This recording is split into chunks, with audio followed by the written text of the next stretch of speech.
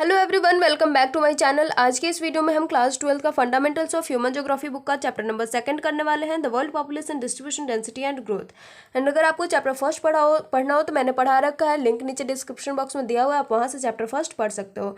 And most important thing, अगर आपको इसमें से नोट्स बनाना हो तो मैंने कुछ इंपॉर्टेंट पॉइंट पहले से अंडरलाइन कर रखा है, तो आप अपनी नोट कॉपी में भी इसे लिख सकते हो। चलिए आज के इस वीडियो को हम शुरू करते हैं, इस चैप्टर को शुरू करते हैं। The people of a country are its real wealth. जो हमारी पीपल या फिर जो हमारी कंट्री का या फिर किसी भी कंट्री का जो पीपल है, वहाँ के जो रहने वाले लोग हैं, वही क्या है, उसका रियल वेल्थ है। It is they who are the actual resources and make use of the country's other resources and decide its policies. ये वो लोग होते हैं, ये वो होते हैं जो कि एक्चुअल रिसोर्सेज होते हैं किसी भी कंट्री का, और जो कंट्री का अदर रिसोर्सेज होता है, अदर मिनरल्स वगैरह जो होते हैं, उसको क्या करते हैं, ये यूजफुल बनाते हैं और उसकी पॉलिसीज डिसाइड करते हैं। Ultimately a country is known by it's people. मतलब हम बोल सकते हैं कि कोई भी कंट्रीज अगर है तो वो उसके पीपल की वजह से, वहाँ पे जो रहने वाले लोग हैं उसकी वजह से ही जाना जाता है। It is important to know how many women and men our country has, how many children are born each year, how many people die and how. ये जानना बहुत ही ज़रूरी है, बहुत इंपॉर्टेंट है कि किसी भी कंट्री में कितने विमेन हैं, कितने मेन हैं, कितने चिल्ड्रन हर साल जन्म ले रहे हैं, कितने लोग मर रहे हैं, कैसे मर रहे हैं, किस तरह से मर रहे हैं, मतलब उनका रीज़न क्या है। ये सारी चीज़ों को जानना बहुत ही ज़्यादा ज़रूरी है। Whether they lives in a cities और विलेजेस, कैन दे रीड और write and what work they do. कहाँ रहते हैं वो, सिटीज़ में रहते हैं, विलेजेस में रहते हैं, वो पढ़ लिख सकते हैं या फिर नहीं पढ़ लिख सकते हैं, कितने लोग पढ़ सकते हैं, क्या काम करते हैं वो, ये सारी चीज़ें। This are what you will study about in this unit. The world at beginning of 21st century recorded the presence of over 6 billion population. 21st century के बिगिनिंग में पूरे वर्ल्ड ने 6 बिलियन पॉपुलेशन को रिकॉर्ड किया था, उनके presence को record किया था। We shall discuss the pattern of their distribution and density here. अभी हम डिस्ट्रीब्यूशन और डेंसिटी को डिस्कस करने वाले हैं कि किस तरह से पूरे वर्ल्ड में इसका डिस्ट्रीब्यूशन हुआ है। The population of the world is unevenly distributed. ये तो मेन पॉइंट हो गया कि जो पॉपुलेशन है हमारी कंट्री का, किसी भी कंट्री का, पूरे वर्ल्ड का, अनइवनली डिस्ट्रीब्यूशन है, मतलब कि कहीं भी बराबर डिस्ट्रीब्यूटेड नहीं है।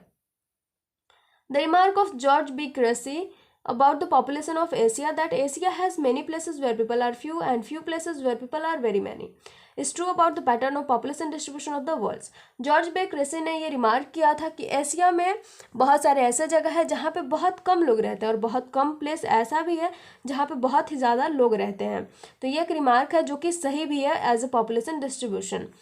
Pattern of population distribution in the world. अभी हम पैटर्न ऑफ पॉपुलेशन डिस्ट्रीब्यूशन पूरे वर्ल्ड का पढ़ने वाले, किस तरह से डिस्ट्रीब्यूशन हुआ है। Patterns of population distribution and density help us to understand the demographic characteristic of any area. किसी भी जगह का, अगर किसी भी एरिया का हमें डेमोग्राफिक कैरेक्टरिस्टिक जानना है तो उसके लिए pattern of population distribution density क्या करता है, वो हमें अंडरस्टैंड करने में हेल्प करता है। The term population distribution refers to the way people are spaced over the earth surface. Earth surface पे किस तरह से लोग रह रहे हैं, इसी के टर्म को हम क्या कहते हैं, पॉपुलेशन डिस्ट्रीब्यूशन कहते हैं। Broadly 90% of the world population lives in about 10% of its land area. जो 90% पीपल हैं पूरे वर्ल्ड का, वो 10% लैंड में रहते हैं। पूरे वर्ल्ड का सिर्फ 10% हिस्सा ही है जहाँ पे 90% पीपल रहते हैं। The 10 most populous countries of the world contribute about 60% of the world's population. और पूरे वर्ल्ड में 10 ऐसे कंट्रीज भी हैं जो कि पूरे वर्ल्ड का 60% पॉपुलेशन जिनके पास है, और उन 10 कंट्रीज में से 6 कंट्रीज ऐसे हैं, of this 10 countries 6 are located in Asia. इसमें से 6 कंट्री ऐसे हैं जो कि हमारे एशिया में हैं। Identify this 6 countries of Asia. तो यहाँ पे इन 10 कंट्रीज़ का नाम दिया हुआ है, आप इसमें से आइडेंटिफाई कर सकते हो। चाइना, इंडिया, तो ये तो सबको पता होगा, पाकिस्तान, बांग्लादेश, रशिया, ये तो सबको पता होगा। तो आप यहाँ से देख सकते हो कि कौन कौन है हमारे जो एशिया है उसका कंट्री। वो 6 कंट्री कौन कौन सा है जहाँ पे पॉपुलेशन बहुत ही ज़्यादा है। नेक्स्ट टॉपिक आता है हमारा density of population. Each unit of land has limited capacity to support people living on it. जो हमारा लैंड एरिया है, जो हमारा सॉइल है, जो हमारा लैंड है, ज़मीन है, भूमि है, उसके पास एक लिमिटेड कैपेसिटी है। मतलब कि इतना ज़मीन है हमारे पास, इतना लैंड एरिया है, तो इसके पास अगर कैपेसिटी है 10 लोगों की रखने की, 6 लोगों को रखने की, तो अगर 10 लोगों को रखने की है तो इसमें हम ज़्यादा से ज़्यादा एडजस्ट कर सकते हैं। तो 11 करेंगे, 12 करेंगे, 13 करेंगे, इससे ज़्यादा हम एडजस्ट नहीं कर सकते हैं। मतलब कि इसके पास क्या है कि लिमिटेड कैपेसिटी है। Hence, it is necessary to understand the ratio between the numbers of people to the size of land.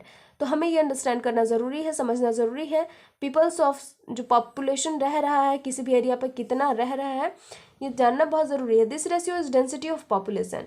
ये जो रेशियो है पॉपुलेशन ऑफ कंट्री और साइज ऑफ एरिया का, उसे ही हम क्या कहते हैं, डेंसिटी ऑफ पॉपुलेशन कहते हैं। It is usually measured in persons पर स्क्वायर किलोमीटर, मतलब पर स्क्वायर किलोमीटर में कितना पर्सन रह रहा है उसी को हम कहते हैं density of population. For example, area of region X is 100 square kilometre and population is 1,50,000 persons. The density of population is calculated as, किस तरह से डेंसिटी निकाला है आप देख सकते हो। ये पॉपुलेशन हो गया और ये क्या हो गया, एरिया हो गया।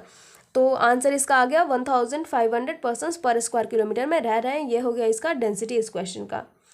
आगे हम देखेंगे factors influencing the distribution of population. जो फैक्टर ने प्रभावित किया है, इन्फ्लुएंस किया है डिस्ट्रीब्यूशन ऑफ पॉपुलेशन को, उसमें से पहला है जोग्राफिकल फैक्टर। जोग्राफिकल फैक्टर में भी पहला है availability of water.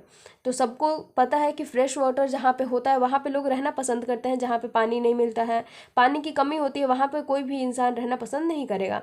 Water is the most important factor of life, so people prefer to live in areas where fresh water is easily available. इसलिए पीपल वहाँ पर रहना पसंद करते हैं जहाँ पे फ्रेश वाटर इजिली अवेलेबल है। Water is use for drinking, bathing and cooking and so also for cattle, crops, industries and navigation. It is because of this that river valleys are among the most densely populated areas of the world. ये देखिए सबसे ज़्यादा important point है कि कहाँ पे लोग ज़्यादा रहते हैं, because of availability of water, तो वो है रिवर वैलीज, जहाँ जो कि मोस्ट डेंसली पॉपुलेटेड एरिया है पूरे वर्ल्ड का।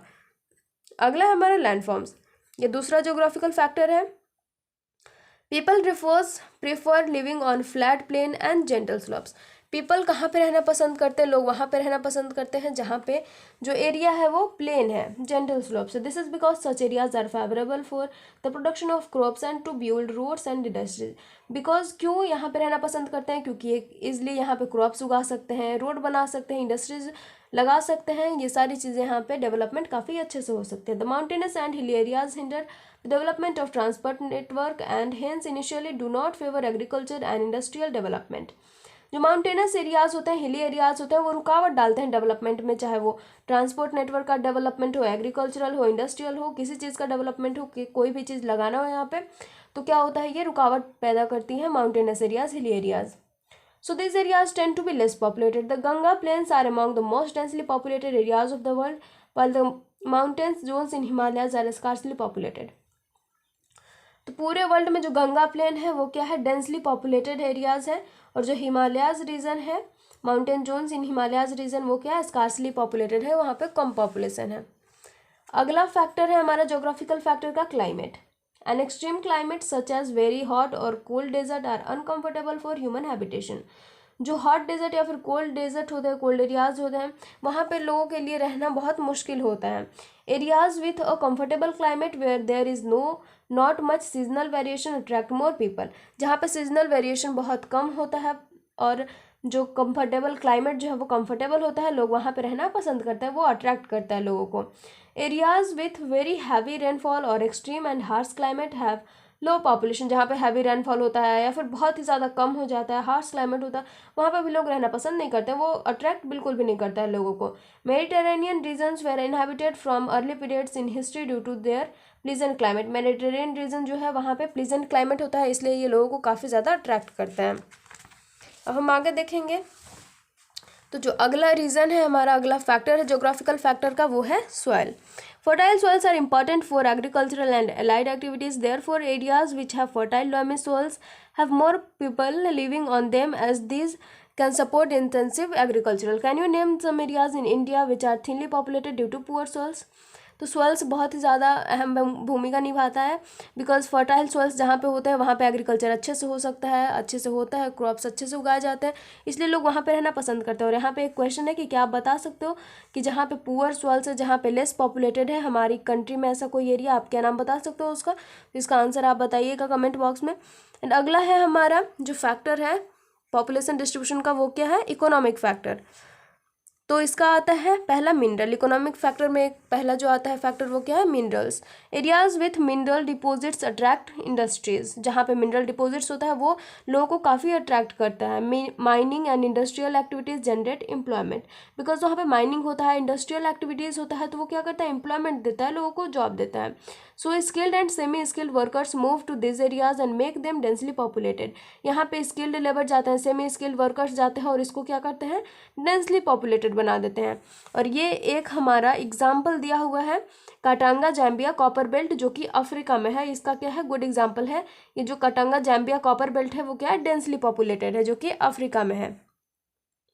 दूसरा क्या है economic factor, urbanisation. Cities offer better employment opportunities. जो सिटीज़ होते हैं वो बेटर अपॉर्चुनिटीज़ देते हैं, एजुकेशनल फैसिलिटीज़ देते हैं, medical facilities, better means of transport and communication. इसकी वजह से ये क्या करते हैं, लोगों को अट्रैक्ट करते हैं। Good civic communities and attraction of city life draw peoples to the cities. जो यहाँ पे जो अच्छी सुविधाएं होती हैं, अट्रैक्शन होता है, ये पीपल को क्या करता है, अपनी तरफ खींचता है। It leads to rural to urban migration and cities grow in size. ये क्या करता है, रूरल टू अर्बन माइग्रेशन होता है यहाँ पे, और जो सिटीज़ होते हैं वो साइज में बड़े होते हैं। Mega cities of the world continue to attract large number of migrant every year. जो मेगा सिटीज़ होते हैं वो क्या कर रहे हैं, लार्ज नंबर में लोगों को अपनी तरफ अट्रैक्ट कर रहे हैं। हर साल बहुत ही ज़्यादा लोग बढ़ते हैं मेगा सिटीज़ में। अगला है हमारा अगला फैक्टर इकोनॉमिक फैक्टर का, industrialisation. Industrial belts provide job opportunities and attract large number of people. जो इंडस्ट्रियल बेल्ट्स होते हैं, जहाँ पे इंडस्ट्रीज होते हैं, वो भी क्या करते हैं, लार्ज नंबर में क्या करते हैं, अपॉर्चुनिटीज़ प्रोवाइड करते हैं, लार्ज नंबर ऑफ लोगों को क्या करते हैं, अपनी तरफ अट्रैक्ट करते हैं। This include not just factory workers but also transport operators, shopkeepers, bank employees, doctors, teachers and other service providers. ये क्या करते हैं, सिर्फ जो सेमी स्किल्ड या फिर स्किल्ड लेबर होते हैं सिर्फ उन्हें ही अट्रैक्ट नहीं करते हैं, बल्कि इसके अलावा जो ट्रांसपोर्ट ऑपरेटर्स होते हैं, शॉपकीपर्स होते हैं, बैंक एम्प्लॉयज़, टीचर्स, डॉक्टर्स या फिर अदर सर्विस प्रोवाइडर जो होता है, सबको अपनी तरफ अट्रैक्ट करते हैं industrial areas. The Kobe Osaka region of Japan is thickly populated because of presence of a number of industries.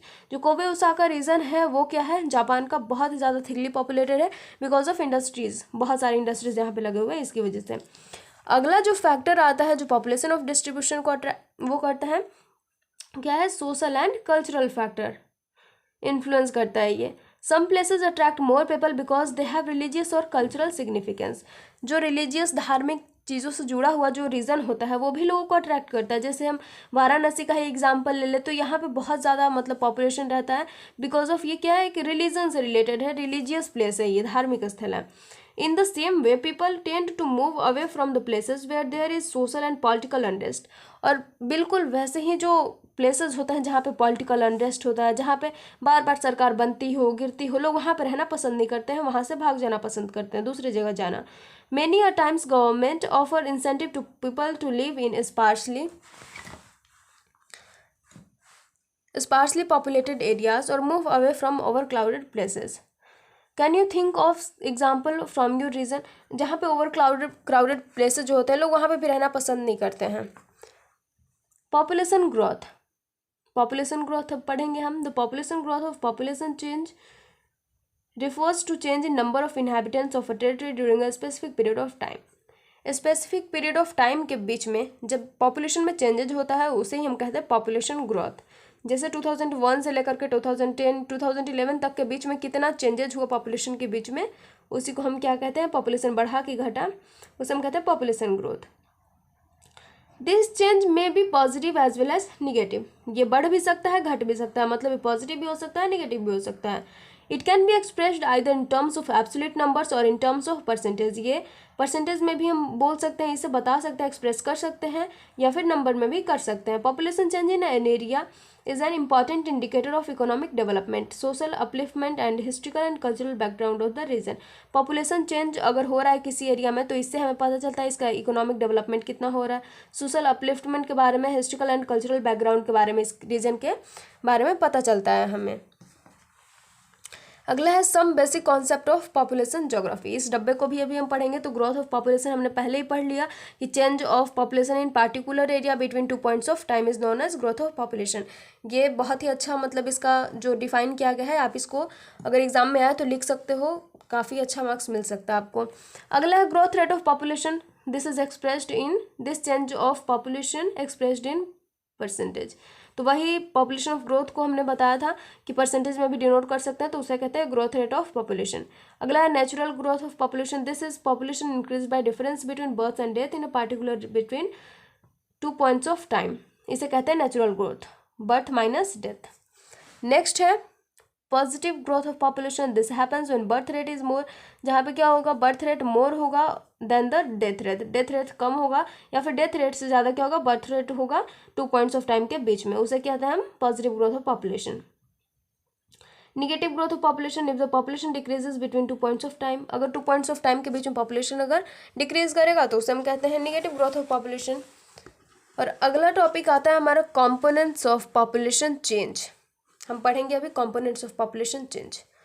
There are 3 components of population change, birth, death and migration.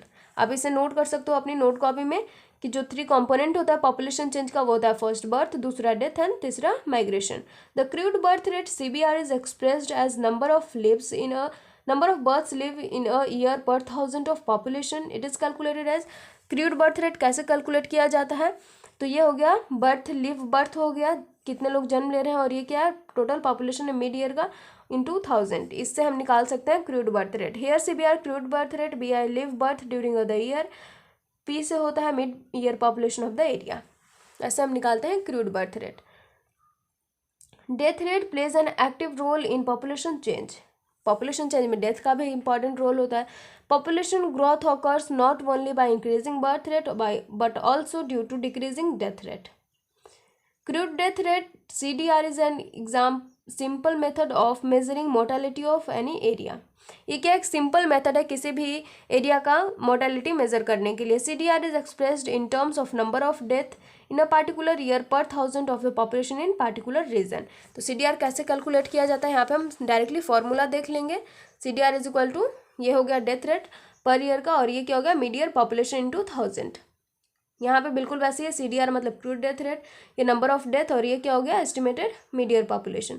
Bye and large mortality rates are affected by the reasons demographic structure, social advancement and levels of its economic development. अगर mortality rate ज़्यादा, अगर लोगों का death ज़्यादा हो रहा है तो उससे भी क्या होता है, इससे रीजन्स का हमें डेमोग्राफिक स्ट्रक्चर पता चलता है, सोशल एडवांसमेंट लेवल क्या है इसका, इकोनॉमिक डेवलपमेंट का, ये सारी चीज़ें पता चलती है, ये सारी चीज़ें अफेक्टेड होती हैं। नेक्स्ट है migration. Apart from birth and death there is another way by which the population size changes. अभी तो हमने बर्थ रेट के बारे में पढ़ा था, फिर डेथ रेट के बारे में पढ़ा। इसके अलावा जो तीसरा था वो क्या था, माइग्रेशन। मतलब कि बर्थ और डेथ के अलावा भी कोई होता है, कुछ ऐसा होता है जिसकी वजह से पॉपुलेशन में चेंजिंग आती है। When population move from one place to another, the place they move is called the place of origin and the place they move is called place of destination. तो एक जगह से लोग जब दूसरे जगह पर जाते हैं तो जहाँ से जाते हैं उसे कहते हैं प्लेस ऑफ ऑरिजिन, और जहाँ पहुँचते हैं उसे कहते हैं place of destination. The place of origin shows a decrease in population while the population increases in the place of destination. तो जहाँ से लोग जाते हैं वहाँ पे क्या होता है, पॉपुलेशन डिक्रीज करता है, और जहाँ पे लोग पहुँचते हैं वहाँ पे क्या होता है, पॉपुलेशन जो है इंक्रीज कर जाता है। Migration may be interpreted as spontaneous effort to achieve a better balance between population and resources. Migration क्या करता है, डिस्क्राइब करता है क्या होता है इससे कि जो पॉपुलेशन और रिसोर्सेज है इसके बीच में बैलेंस अच्छे से बना रहता है बिकॉज ऑफ माइग्रेशन। आगे हम देखेंगे माइग्रेशन। अभी माइग्रेशन को ही पढ़ रहे हैं।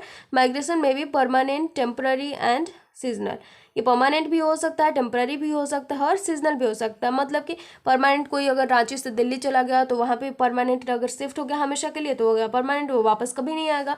नेक्स्ट हो गया टेम्पररी, मतलब जा भी जाएगा, फिर अगर वहाँ पे कोई प्रॉब्लम होगी तो वो वापस भी आ सकता है। सीजनल अकॉर्डिंग टू सीजन, जैसे सीजनल माइग्रेशन कौन करता है, जो वर्कर होते हैं, जो एग्रीकल्चर से रिलेटेड वर्कर्स जो होते हैं वो सीजनल माइग्रेशन करते हैं। जब धान की खेती जहाँ पे होगी वहाँ पे चले जाएंगे, फिर उसके बाद नहीं होगी तो वो वापस आ जाएंगे, तो ऐसा होता है seasonal migration. It may take place from rural to rural areas, rural to urban areas, urban to urban areas और अर्बन टू रूरल एरियाज। ये जो माइग्रेशन है वो रूरल से अर्बन में हो सकता है, अर्बन से अर्बन हो सकता है, अर्बन से रूरल हो सकता है और अर्बन टू रूरल भी हो सकता है, रूरल टू रूरल भी हो सकता है। मतलब ये ऐसे होता है migration. Do you realize that the same person in both as immigrant and emigrant. तो आपने कभी रियलाइज़ किया है कि एक ही इंसान दोनों जगह पे अलग अलग हो सकता है, इमिग्रेंट भी और इमिग्रेंट भी। तो इमिग्रेशन किसे कहते हैं? Migrants who move into a new place are called immigrants, और immigration migrants who move out of the place are called immigrants. तो जो जहाँ पे वो पहुँच जाएगा वो क्या हो जाएगा? वहाँ का इमिग्रेंट्स हो जाएगा, और जहाँ से वो गया है वहाँ के लिए वो क्या होगा? इमिग्रेंट्स हो जाएगा। नेक्स्ट है हमारा people migrate for a better economic and social life. People migrate करते क्यों हो? वाई? इसका रीज़न है better economic and social life, अपनी इकोनॉमिक कंडीशन को अच्छा करने के लिए, सोशल जो लाइफ है उनका उसे अच्छा करने के लिए। There are 2 sets of factors that influence migration. अब 2 सेट्स ऑफ फैक्टर्स को हम पढ़ेंगे जो कि माइग्रेशन को इन्फ्लुएंस करते हैं। पहला है पुश फैक्टर और दूसरा है पुल फैक्टर। पुश फैक्टर्स में क्या होता है? Make the place of origin seamless attractive for more seasons like unemployment, poor leaving condition, political turmoil, unpleasant climate, natural disaster, epidemics and socio economic backwardness. तो आप इसे लिख सकते हो कि पुश फैक्टर कैसे होता है, मतलब क्या होता क्या है इसमें कि लोग जो है एक जगह से दूसरी जगह जाने लगते हैं। तो ये क्या होता है? ये लेस अट्रैक्टिव होता है। यहाँ पे अनएम्प्लॉयमेंट होता है, पुअर लिविंग कंडीशन होता है, कोई भी फैसिलिटीज़ प्रोवाइड नहीं होती है, क्लाइमेट अच्छा नहीं होता, तो लोग यहाँ से दूसरी जगह जाते हैं, ये लेस अट्रैक्टिव होता है। और पुल फैक्टर जो अपनी तरफ अट्रैक्ट करता है लोगों को, जैसे कोई बड़ा बड़ा सिटी हो गया जहाँ पे बेटर जॉब अपॉर्चुनिटीज़ है, जहाँ पे बेटर फैसिलिटीज़ है, सारी चीज़ों का लिविंग कंडीशन अच्छा है, पीस है, स्टेबिलिटी है, और लाइफ का भी क्या है? सिक्योरिटी है, प्रॉपर्टी है, प्लीजेंट क्लाइमेट है, तो लोग यहाँ पे अट्रैक्ट होते हैं, इसे कहते हैं हम पुल फैक्टर। नेक्स्ट है हमारा trends in population growth. The population on the earth is more than 7 billion. पूरे अर्थ का पॉपुलेशन कितना है? मोर देन 7 बिलियन से भी ज़्यादा। It has grown to this size over centuries. In the early periods population of the world grew very slowly. पहले तो बहुत ही धीरे धीरे पॉपुलेशन का ग्रोथ होता था। It is very only during the last few 100 years the population had increase at a alarming rate. पिछले 100 सालों से ही कुछ ऐसा हो रहा है कि जो पॉपुलेशन है वो हमारा अलार्मिंग रेट से तेज़ी से इतना ज़्यादा बढ़ रहा है। Tell us the story of population growth. अभी हम स्टोरी पढ़ने वाले हैं पॉपुलेशन ग्रोथ का। After the evolution and introduction of agriculture about 12,000 to 8,000 years एगो, 12,000 से 8,000 साल पहले की बात करें हम, तो जो पॉपुलेशन का साइज था वो बहुत ही छोटा था, बहुत स्मॉल था, रफली 8 मिलियन। कितना था? 8 मिलियन था। In the first century AD it was below 300 million. First century AD में वो 300 मिलियन से भी कम था। The expanding world trade during the 16th and 17th century set off stage of rapid population growth. 16th-17th century में क्या हुआ? थोड़ा तेजी से बढ़ना शुरू हुआ ये। Around 1750 at the dawn of industrial revolution the world population was 550 million. Because of industrial revolution ये क्या हुआ? 550 मिलियन हुआ। लेकिन उसके बाद world population exploded in the 18th century after industrial revolution. जब इंडस्ट्रियल रिवोल्यूशन हो गया तो उसके बाद क्या होगा? जो हमारा पॉपुलेशन है वो बहुत ही ज़्यादा तेज़ी से बढ़ने लगा। Technological advancement achieved so far helped in the reduction of birth rate and provided stage of accelerated population growth. जो टेक्नोलॉजिकल एडवांसमेंट बढ़ा उसकी वजह से क्या हुआ? पॉपुलेशन ग्रोथ जो है वो होने लगा। आगे क्या हमारा? How science and technology help population growth. The steam engine replaced humans and animal energy and also provided mechanised energy of the water and wind. This increase agricultural industrial production. इससे industrial और agricultural production जो है वो काफ़ी बढ़ गया steam engine से। Inoculation against epidemics and other communicable diseases. जो डिजीजेज पहले होते थे उसका क्या हो गया कि उसका मतलब जो दवाइयाँ बनती हैं, मेडिकल फैसिलिटीज़ होती है वो काफ़ी अच्छी होने लगी। तो अब क्या है? ग्रोथ काफ़ी अच्छा हो रहा है। 2 पॉइंट यहाँ पे लिखा हुआ है, ये भी काफ़ी इंपॉर्टेंट है। Human population increase more than 10 times in the past 500 years। मतलब कि पहले बहुत ही कम जो है ग्रोथ होता था, लेकिन पिछले 500 सालों में जो हमारा पॉपुलेशन है वो 10 times बढ़ चुका है, इंक्रीज हो चुका है। In the 20th century itself the population has increase 4 times। सिर्फ